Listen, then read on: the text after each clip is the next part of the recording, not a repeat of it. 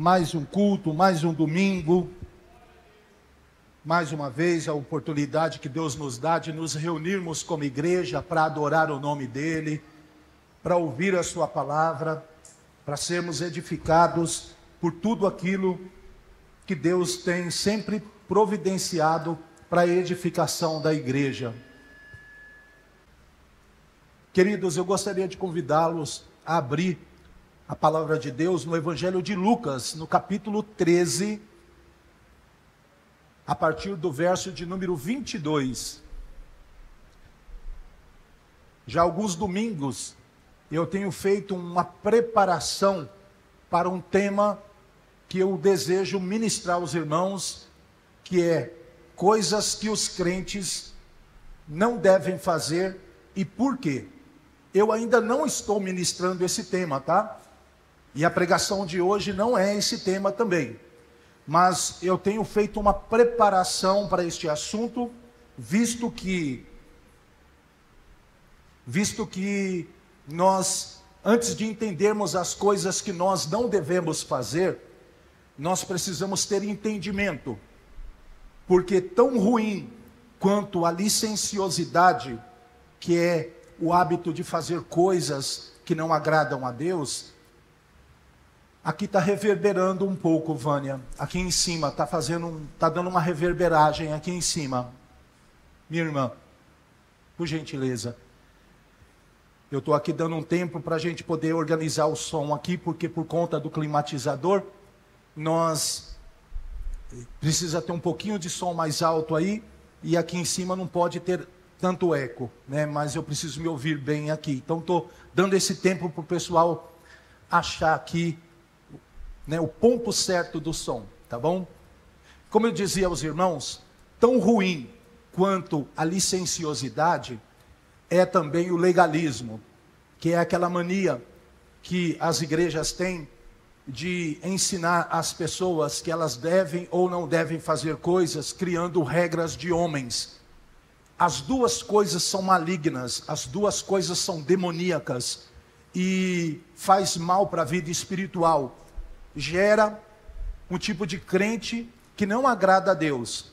E nos últimos domingos eu tenho então feito uma preparação espiritual para eu poder chegar lá no tema de coisas que os crentes não devem fazer e por quê.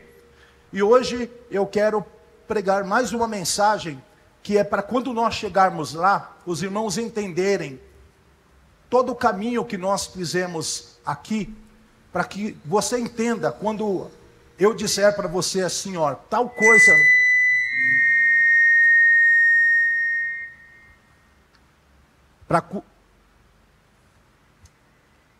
Para quando nós chegarmos lá na frente e tivermos que falar assim, que eu tiver que falar para vocês, olha, tal coisa não pode ser feita, não pode ser praticada por crente.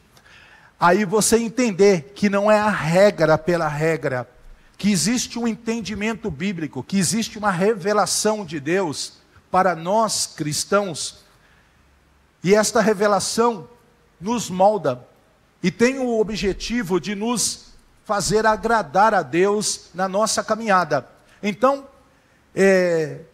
eu estou dando essa explicação para que vocês entendam que tudo que tem sido pregado nos últimos 2 domingos até hoje, tem esse objetivo, preparar a igreja, dar entendimento para a igreja, para quando eu chegar lá na frente e dizer assim, olha, irmão, divórcio não é de Deus.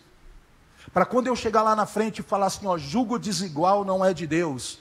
Para quando eu chegar lá na frente e falar assim, olha, fornicação não é de Deus. Para quando eu chegar lá na frente e for falando algumas coisas que crentes não devem fazer, e infelizmente nos nossos dias, muitos cristãos têm perdido essa dimensão da vida ética, da vida comprometida com o reino. E tem feito isso, como diz as Escrituras, né? O meu povo tem pecado por falta de conhecimento. Então, eu creio que o conhecimento da palavra é libertador. O conhecimento endireita os nossos caminhos e nos ajuda a servir a Deus de um jeito que o agrade. E hoje eu quero ler com vocês então alguns versículos desse texto maravilhoso do Evangelho de Lucas, né?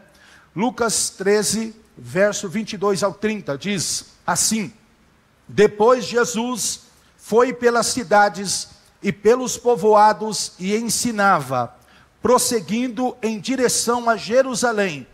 Alguém lhe perguntou: Senhor, serão poucos os salvos? E ele lhes disse: esforcem-se para entrar pela porta estreita, porque eu digo a vocês que muitos tentarão entrar e não conseguirão. Quando o dono da casa se levantar e fechar a porta, vocês ficarão do lado de fora, batendo e pedindo: Senhor, abre-nos a porta. Ele, porém, responderá: não os conheço, nem sei de onde vocês são. Então vocês dirão: comemos e bebemos contigo, e ensinaste nas nossas ruas. Ele, porém, responderá: não os conheço, nem sei de onde vocês são. Afastem-se de mim, todos vocês que praticam a injustiça. Ali haverá choro e ranger de dentes, quando vocês virem Abraão, Isaque e Jacó, e todos os profetas no reino de Deus, mas vocês excluídos. Pessoas virão do Oriente e do Ocidente, do Norte e do Sul, e se sentarão à mesa no reino de Deus. De fato, há últimos que serão primeiros, e há primeiros que serão últimos. Hoje nós vamos meditar sobre a necessidade de diligência espiritual. A palavra diligência significa zelo, cuidado, responsabilidade com a vida espiritual.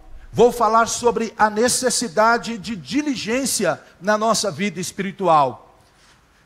Nós vivemos numa geração marcada pelo ativismo e também pela negligência.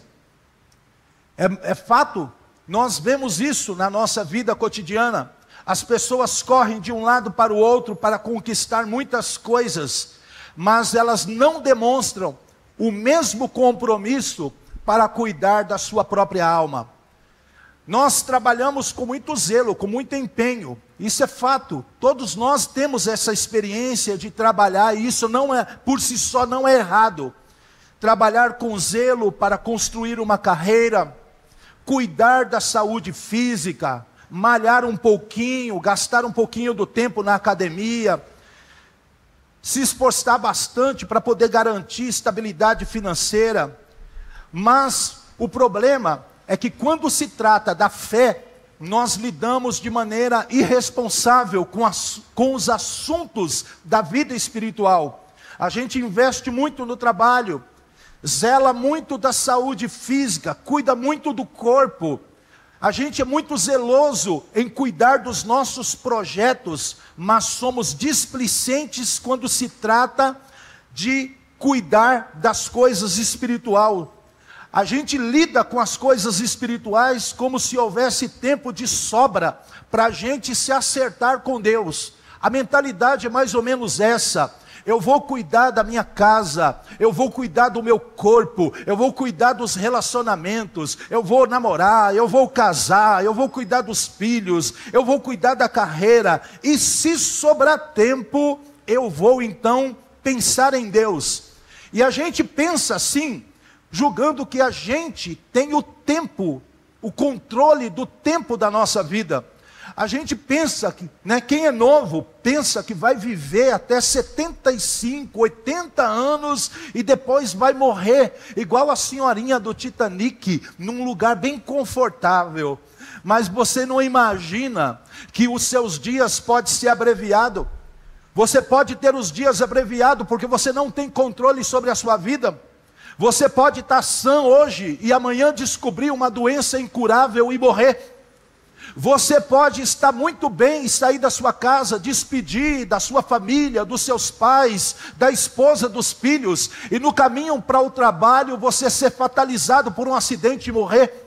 Existem elementos da vida que nós não controlamos. A verdade é que muitos de nós queremos controlar coisas que são muito sérias, como se nós pudéssemos adiar as nossas decisões com Deus e jogar elas para o final da vida, ou para uma fase da vida, e lá, primeiro eu vou farrear bastante, eu vou usufruir de tudo que o mundo oferece, e lá em algum momento da vida, quando eu estiver bem velho e acabado, aí eu vou para os braços de Deus, e eu vou então carimbar o meu passaporte para a eternidade. Diante disso, queridos, a vida espiritual de muitos se tornou fria, superficial e ao mesmo tempo frágil.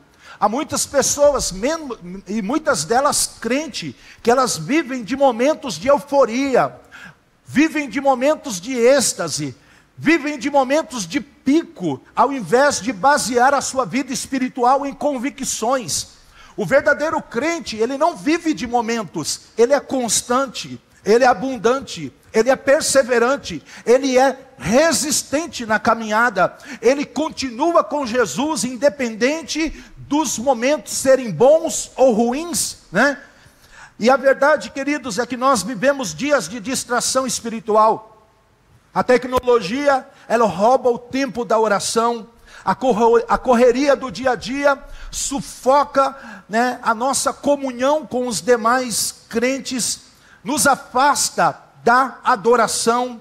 As opiniões sobre o certo ou errado, que hoje em dia está muito em moda, produzem dúvidas e destrói o senso de santidade das pessoas, porque nunca as pessoas duvidam para crer, as pessoas duvidam para descrer.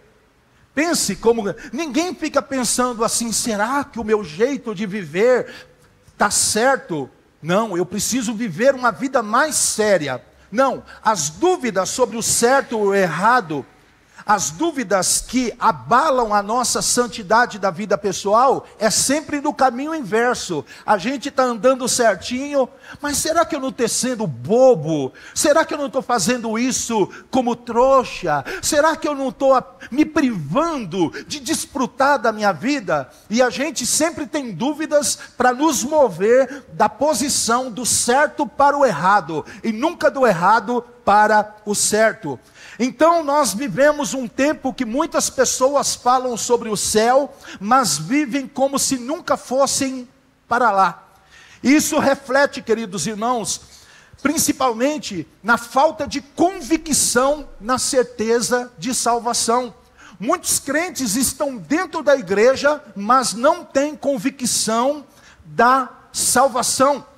Pessoas que vivem o tempo todo, se sentindo ameaçado. Se morresse hoje, morreria sem Deus, sem Jesus, sem salvação. E de um modo em geral, queridos, a insegurança sobre a certeza da salvação tem duas causas básicas. Tem duas coisas que faz você duvidar da certeza da salvação. A primeira é a falta do conhecimento sobre o poder da obra de Cristo. Quando você não sabe o que Jesus fez com você, quando você não sabe o que significa o sacrifício de Cristo na cruz do Calvário, quando você não entende o poder do sangue de Jesus, você vai ficar vacilando na sua convicção da salvação. E a outra razão é a permanência na prática do pecado. Quando as pessoas, elas estão na igreja e permanecem no pecado, é lógico que as pessoas vão se sentir inadequadas. É lógico que elas não vão se sentir preparadas para ir para o céu. Porque existe um sinaleiro, Existe algo na nossa consciência chamado ação do Espírito Santo. E o Espírito Santo não te deixa em paz com o teu pecado. O Espírito Santo, ele não te deixa à vontade com o seu pecado. Então, muitas das vezes, quando você ouve uma voz na sua mente, assim, te acusando do pecado, e muitos crentes falam assim, é o diabo. Não, o diabo não vai te acusar do seu pecado, sabe por quê? Porque ele quer que você se aprofunde mais nele, se embarace mais nele, fique mais à vontade nele. Se eu fosse aqui advogado do diabo, eu ia dizer, diabo, não fala nada não, deixa eles entrar mais fundo. E o diabo, que é muito mais inteligente do que eu, ele não fica pesando na cabeça das pessoas para lembrar que elas têm pecado. Sabe quem lembra a igreja que a gente tem pecado? É o Espírito Santo que habita em você. É o Espírito Santo que mora em você. O Espírito Santo, quando ele vê você fazendo alguma coisa errada, ele não se compactua, ele não vai sair da vida de um crente salvo, mas, sabe, ele vira as costas assim, porque ele não vai se compactuar com aquilo que não agrada, e aí a sua consciência pesa, e quando a sua consciência pesa, porque Deus está te incomodando a respeito de algo que você está fazendo e não agrada a Ele, é claro que você não tenha a convicção de que está preparado para ir para o céu. Então, diante desse quadro, o ensino de Jesus em Lucas 13 soa como um chamado urgente para a nossa diligência espiritual, para que nós sejamos zelosos, cuidadosos com a nossa vida espiritual. E aqui o evangelista Lucas narra que enquanto o Senhor seguia rumo a Jerusalém, um homem então lhe perguntou: Senhor, são poucos os salvos? E nós não sabemos a origem desse homem.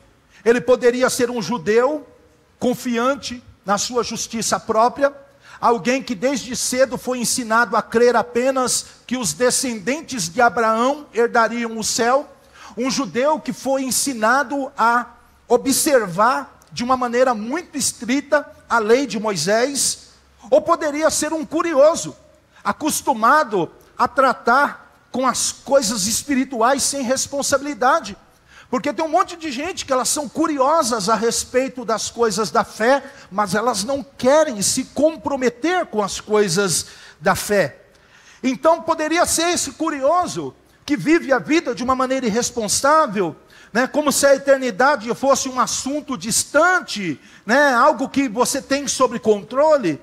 Mas seja qual for o caso, a pergunta desse homem foi extremamente relevante e ainda se faz necessária para nós nos nossos dias. Quem realmente será salvo? Essa pergunta deveria estar na agenda de todo ser humano. Quem realmente será salvo? Porque por mais que você viva uma existência longínqua nessa terra, um dia todos nós vamos sair dela. E aqui o que importa, queridos irmãos, é onde a gente vai viver a maior parte do tempo, e a maior parte da nossa existência, ela está projetada para o além, ela está projetada para além desta vida. Então, saber se somos salvos ou não, deveria ser uma grande questão na alma, de todas as pessoas, mas principalmente dos cristãos. O mais surpreendente aqui é que quando este homem pergunta, Jesus não responde este homem com estatística, dizendo: olha, de acordo com o meu relatório aqui, está 50-50. Não, olha, tem menos salvo do que perdidos. Não, Jesus não satisfaz a curiosidade daquele homem.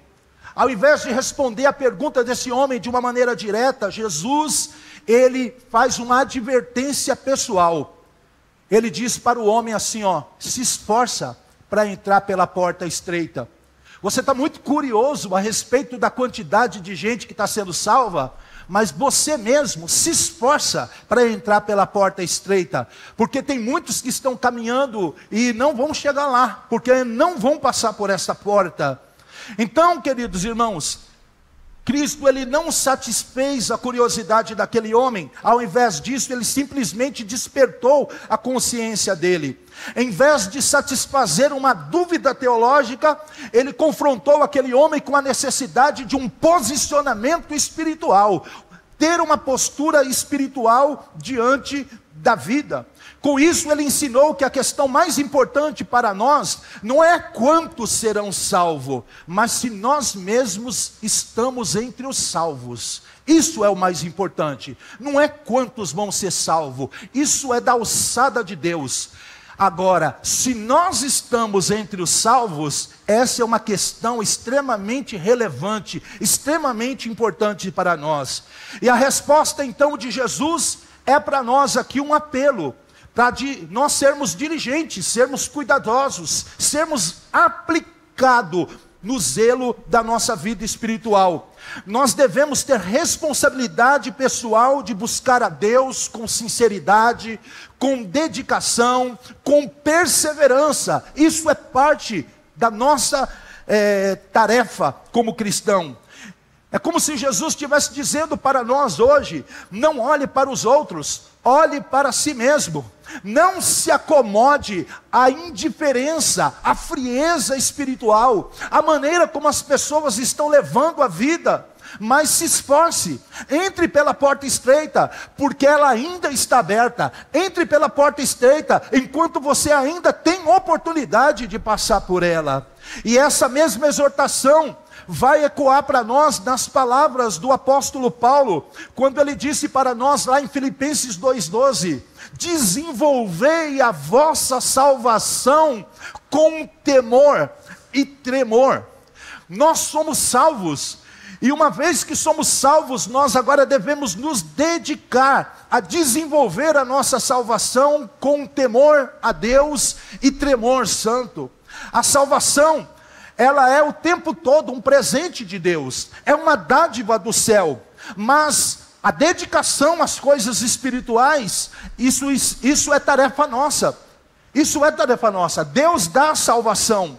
Deus, Ele dá isso como uma dádiva, visto que eu e você não conseguimos nos salvar pela força do nosso braço, mas dedicar, ser diligente, ser zeloso, cuidar do que Deus nos deu como um presente do céu, isso é uma tarefa nossa, e todos nós devemos nos empenhar nisso. Deus nos salvou e nos chama a trabalhar na nossa salvação. Ele não nos chama a trabalhar na nossa salvação para nós merecê-la, mas para nós manifestarmos essa salvação em cada área da nossa vida. Uma vez que eu sou salvo e o mundo da minha vida, o mundo da minha existência é salvo. Então, quando eu sou salvo, eu começo a manifestar a minha conduta de vida como salvo. A salvação é um presente, e agora eu começo a manifestar a salvação na minha casa, a salvação dos meus negócios, a salvação dos meus relacionamentos com as pessoas, a minha salvação na minha interação com a vida. A salvação vem de Deus, e agora, uma vez que eu sou salvo, o meu mundo, o mundo de vida, a minha experiência de vida passa a ser a experiência de salvo. Esta pregação aqui, queridos, então é uma advertência. A graça nos alcança, mas o esforço é o sinal de que nós estamos no caminho. Graça é aquilo que vem de Deus, mas o esforço da nossa parte é o sinal de que nós estamos no caminho certo, de que nós estamos perseverando, de que nós realmente estamos dando evidência da nossa salvação. Hoje eu quero então falar sobre essa necessidade da diligência espiritual, para que a gente não venha justamente falhar na missão de entrar pela porta estreita. Eu acredito que a maior frustração que um crente pode ter é depois de anos na igreja, é depois de décadas servindo a Deus, se ver de alguma maneira incapaz, impróprio para entrar no céu pelas portas. Então, algumas coisas eu gostaria de perguntar aqui. Primeiro, o que significa essa advertência? Esforçai-vos. E quando Jesus diz para nós aqui, esforçai, é o mesmo que dizer, trabalhe com todas as suas forças. Empregue todas as suas forças. Nós sabemos que o mundo é feito de esforço. Você não pensa duas vezes amanhã em levantar cedo para trabalhar. Você que frequenta a academia, você sabe que o treino é feito com esforço. Quem está estudando sabe que você tem que ir para a escola, você tem que ir para a faculdade, você tem que ir para a sua graduação, e você precisa de esforço, porque na vida as coisas são feitas com esforço. Você tem que aplicar a sua vontade, você tem que aplicar, a sua força. Então esforçai é o mesmo que trabalhar com todas as suas forças.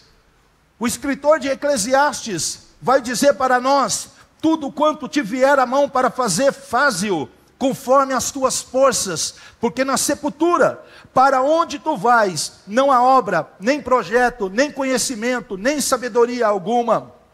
Quando Jesus diz se esforce, Ele está falando aqui sobre a disposição da nossa vontade, da nossa mente, no sentido de que todos nós devemos buscar a Deus, devemos buscar o reino de Deus, porque, queridos irmãos, a conversão para a salvação consiste em mudança da nossa mente. Quando nós nos convertemos, a nossa mente e a nossa vontade também tem que ser convertida. Então a nossa mente tem que ser para as coisas do alto, a nossa vontade tem que ser para Deus.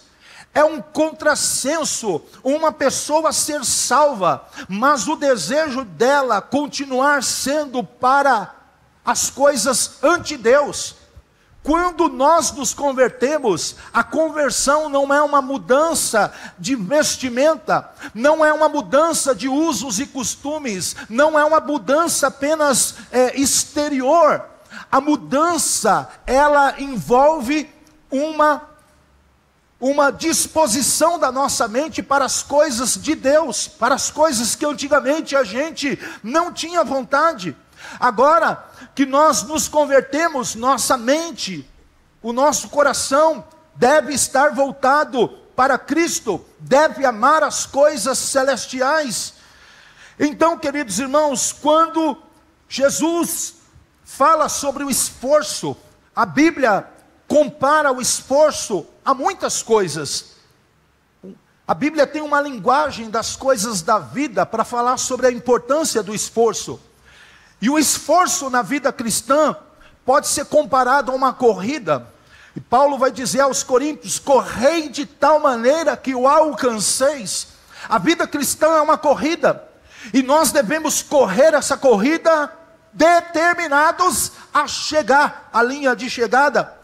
A vida cristã ela é comparada a uma batalha que exige de nós esforço. E falando a Timóteo, Paulo vai dizer: milita, combate a boa milícia da fé e toma posse da vida eterna.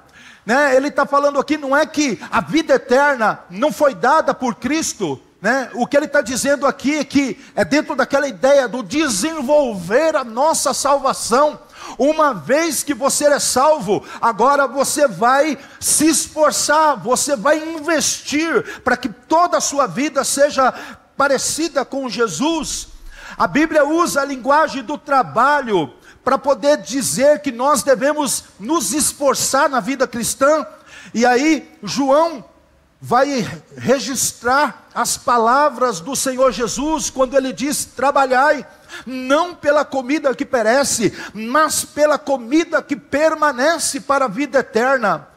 Paulo vai também mais uma vez usar a expressão de que o esforço é como se fosse uma luta. Nós temos que lutar contra principados, contra as potestades, contra os príncipes das trevas deste século, os dominadores deste século.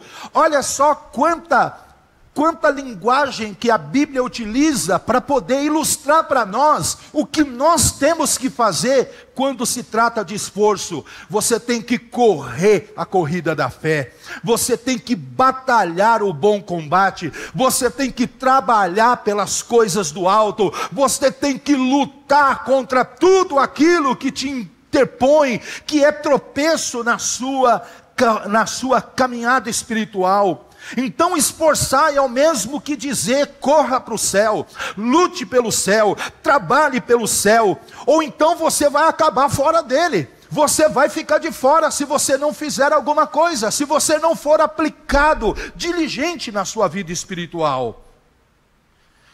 E quando a gente pensa isso, a gente traz para os nossos dias, porque nós vivemos um tempo de fé sem esforço, de cristianismo sem cruz. Muitos querem o consolo do Evangelho, muitos querem o consolo de Cristo, mas não querem o compromisso com o próprio Cristo. Nós desejamos as vitórias, as benesses do reino, mas nós não queremos o caminho estreito da renúncia. O discurso do Deus do conforto desse século substituiu o chamado do evangelho ao arrependimento, porque ao invés de nós nos arrependermos, ao invés de nós renunciarmos os tropeços, os embaraços da vida, nós queremos fazer a vontade do Deus desse século, nós queremos ser conivente com Ele, e queremos o conforto, queremos o melhor da terra, né? Nós queremos o melhor dessa terra aqui, só que o melhor dessa terra, né, geralmente é inimizade contra Deus. Hoje é comum nós vemos pessoas dizendo: eu acredito em Deus, mas eu não preciso ir à igreja para acreditar em Deus. Eu sou cristão, mas eu não sou fanático. Na realidade é assim, não me peça para fazer coisas assim, sabe, radicais, não me peça para eu fazer algumas coisas, porque isso é coisa de fanático. Eu quero ser aquele crente light, aquele crente, o bom amigo, né, de Deus e do mundo. Deus sabe como eu sou, eu não preciso mudar, as pessoas precisam mudar, mas eu não, né? Eu sou uma pessoa iluminada, eu sou uma pessoa predestinada, eu estou aqui nesse mundo, mas Deus sabe que eu sou muito trabalhador, Deus sabe que eu sou muito justo, e as pessoas esquecem que a nossa justiça é como trapo de imundícia diante dos olhos de Deus. Ninguém vai ser salvo porque é trabalhador. Como trabalhador você pode encher, você pode pagar suas contas. E eu vou dizer para você, é mais do que seu dever pagar suas contas. Quem fez elas não foi Deus, foi você. Então trabalhe e pague suas contas mesmo. Não foi Deus que desceu do céu para fazer conta no seu nome. Então pague as suas contas. Ser bom trabalhador, ser pessoas assim, isso é um dever cívico, é uma conduta ética que nós devemos ter entre as pessoas, independente de sermos cristãos ou não. Seres humanos têm um jeito de se organizar e fazer as coisas aqui na terra, mas isso não nos faz merecedores do céu. Nós precisamos de Jesus para entrar no céu. Ele é o caminho, a verdade e a vida, e ninguém vai ao Pai senão por Ele. Jesus, Ele é exclusivo. O cristianismo é uma religião exclusiva. Você já deve ter ouvido falar que muitos caminhos levam a Deus, mas se você ouviu isso, eu digo para você, isso é mentira. Só um caminho leva até Deus, e é Jesus. É Jesus. E as pessoas vão falar: mas eu quero seguir o meu caminho. Tudo bem. As pessoas podem seguir o caminho que for, mas nós vamos insistir em dizer que nós temos uma vida só, e depois desta vida nós temos o juízo diante de Deus.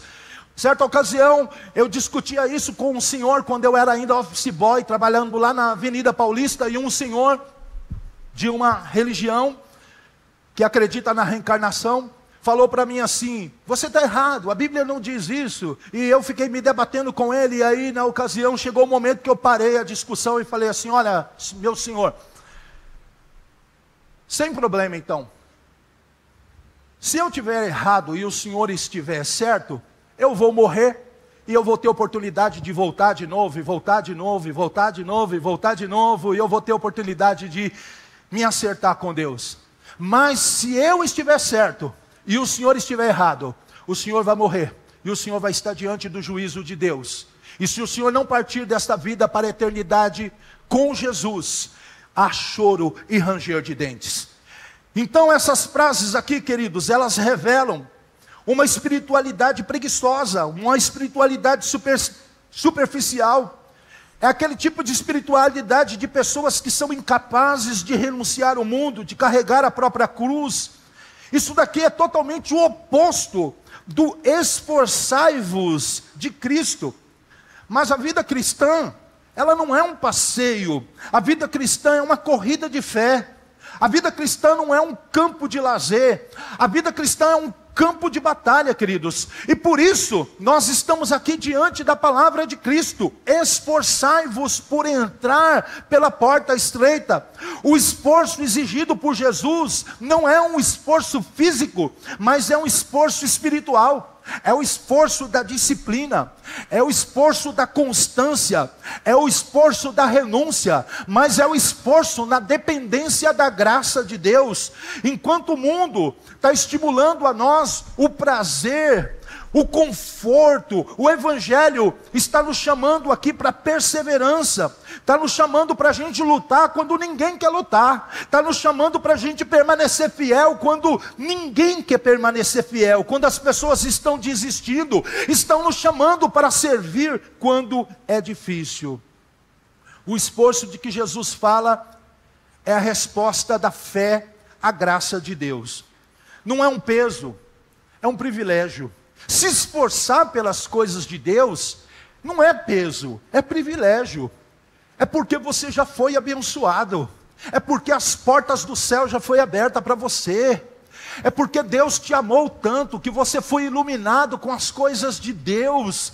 Então esse esforço aqui não é um peso sobre a sua vida. Esse esforço aqui é porque você foi alcançado, né? Ele te capacitou. Então esse esforço aqui não é você fazer as coisas na força do seu braço, não é você lutar sozinho, é você lutar com Deus. E mais do que isso, é lutar com Deus que habita em você. Ele mora em você, Ele faz morada em você. Então, diante disso, como que eu e você podemos nos esforçar? Se esforce em oração. Alguém disse que a oração é um músculo da vida espiritual. E quanto mais você ora, mais os seus músculos espirituais são exercitados. Então ore. Ore quando você sente vontade. Mas quando você não sentir vontade, ore mais ainda. Porque é quando você não sente vontade que você tem que orar. Porque a perseverança na oração é o primeiro exercício do esforço espiritual. Se esforce através da oração, porque quando você orar, as barreiras vão sendo removidas.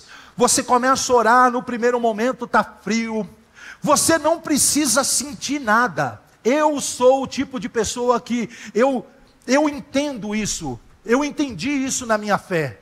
Eu não sou frio, mas eu entendo que eu não preciso sentir arrepio para eu saber que Deus me ouve. Hoje nós temos uma teologia, a teologia do sentir. Sinta aí. E a verdade, irmãos, é que dependendo do momento que você estiver vivendo na vida, você não vai sentir nada. Você vai vir na igreja e não vai sentir nada. Você vai orar e parece que o céu vai estar fechado. Mas eu quero dizer para você, mais importante do que você sentir alguma coisa, é você crer nas verdades eternas de Deus, que diz que quando você ora, Ele ouve, que diz que quando você está reunido na presença dEle, Ele está presente.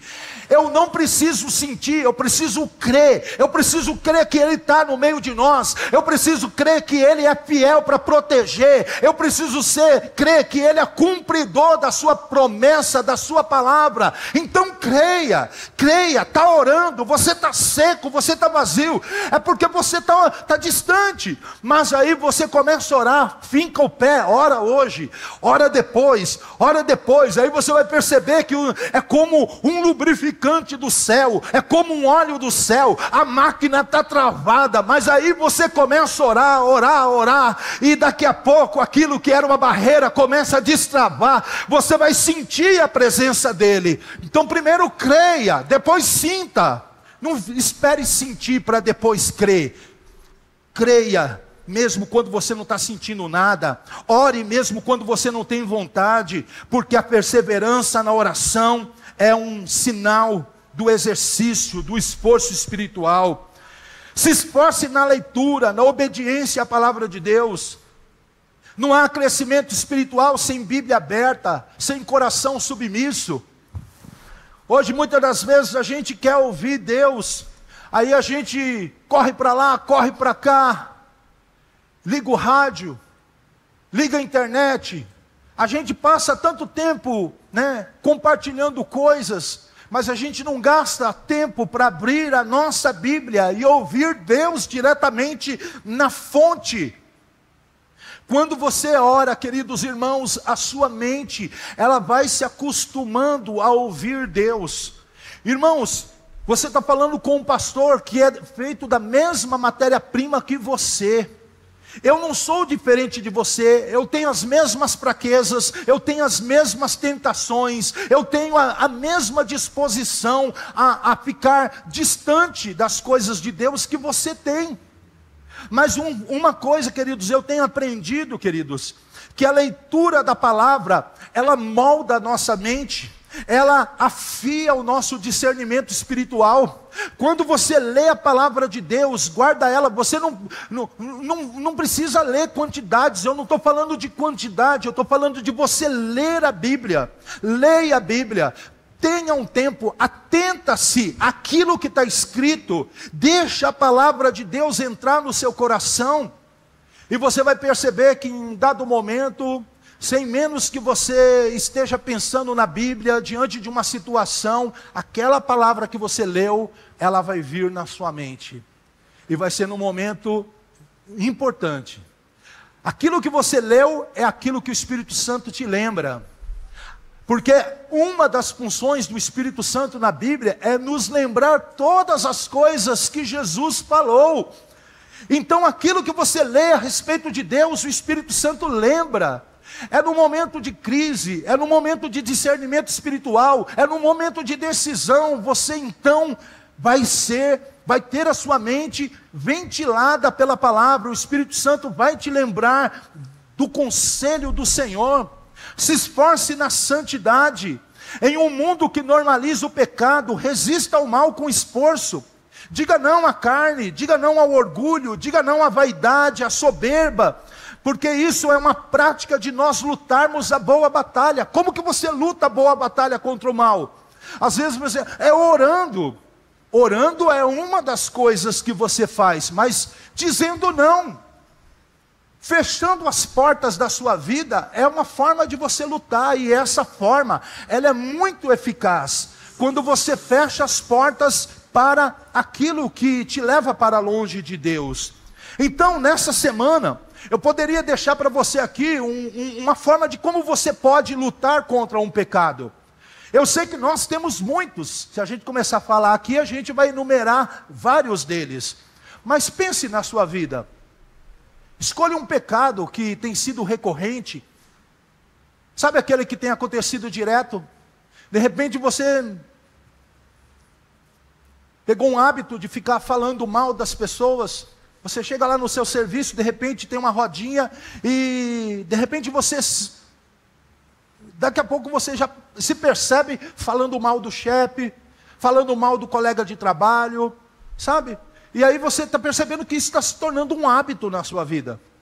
Você senta para almoçar, daqui a pouco você já está falando de piadas, está falando palavrão, começou uma vez hoje, outra amanhã, daqui a pouco você está falando alguma coisa assim.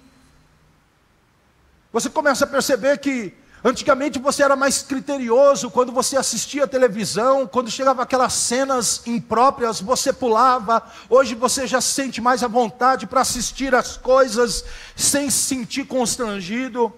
Então escolha, cada um aqui tem cada um tem o seu pecado particular. Você não precisa travar uma luta contra todos eles de uma vez só. Escolha o pecado da semana. Qual vai ser o pecado da semana? E aí você coloca lá, o pecado da semana vai ser tal coisa. Então você vai trabalhar com esse pecado. Essa semana eu tenho que vencer esse pecado. Eu sei que eu tenho muitos, mas eu não vou conseguir vencer eles todos de uma vez. Mas eu vou eleger o pecado da semana. Esse eu te pego. Nessa semana eu te pego. Nessa semana eu me livro de você. E aí você vai, confissão, você vai para o jejum. Você vai lá, procura o discipulador, pede uma orientação para o discipulador, para a liderança, pede para orar por você, lê a Bíblia, aprende o que a Bíblia diz sobre aquele pecado. Essa atitude é uma atitude de diligência, é uma atitude de zelo, é a atitude de uma pessoa que não se acomodou. O problema, queridos irmãos, é o conformismo. Muitos de nós adotamos aquela coisa assim, não, é assim mesmo, a igreja está assim mesmo, a vida é assim mesmo, Jesus perdoa tudo, é a graça de Deus vai cobrir uma multidão de pecado, mas a graça de Deus, queridos, não é desculpa para nós continuarmos pecando. Você pode não conseguir resolver todos os seus problemas, todos os seus pecados. Eu acredito que até o último dia que nós estivermos neste mundo, nós teremos pecados.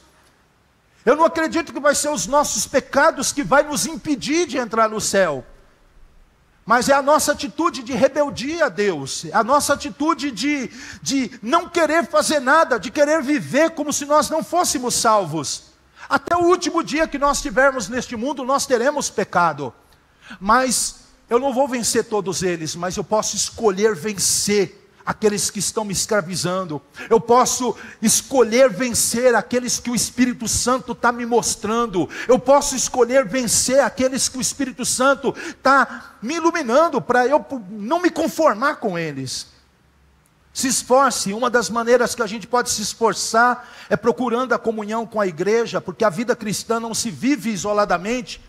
Nós precisamos participar de cultos, nós precisamos estar em comunhão, nós precisamos servir o corpo de Cristo, porque tudo isso é uma forma de nós permanecermos no caminho estreito. E eu quero pedir para o Ministério de Louvor, suba aqui por gentileza. Se esforce através da perseverança, porque o caminho estreito é um caminho cheio de pedras, é um caminho cheio de espinho, mas é um caminho, queridos irmãos, que termina na glória. Amém? Posso ouvir um amém? Caminho estreito é espinhoso, é difícil, é feito com muita renúncia, mas o caminho estreito termina na glória, com Jesus nos recompensando. E esse esforço que a gente tem no caminho estreito, mais uma vez eu digo, não é para você conquistar o amor de Deus, mas é para você permanecer firme nesse amor que nós já recebemos de Deus. Fiquem em pé, meus queridos, fiquem em pé. Eu encerro dizendo a vocês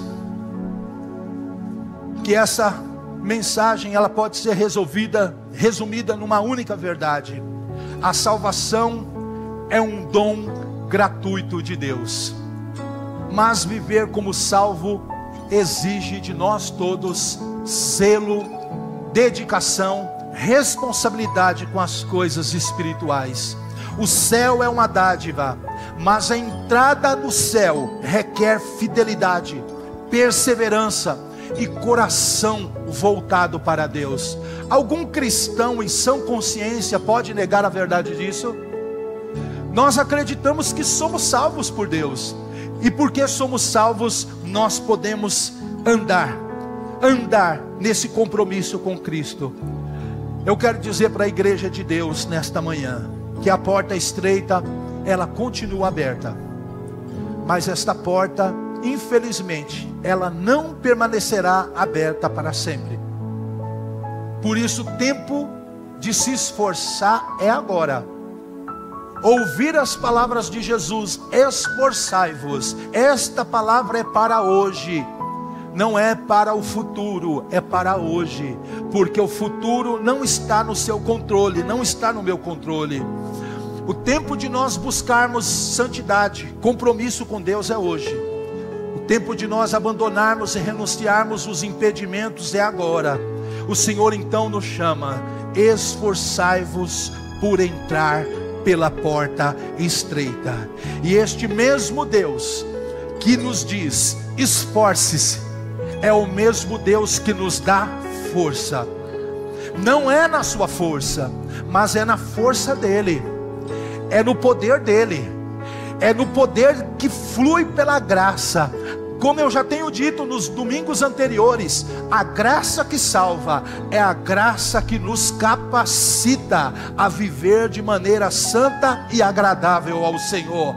A graça que salva é a graça que te empodera. A graça que salva é a graça que vai te dar todos os meios para você viver como um filho de Deus, produzindo muito fruto nesta vida. Então hoje você não tem que carregar um peso, você tem que viver na graça.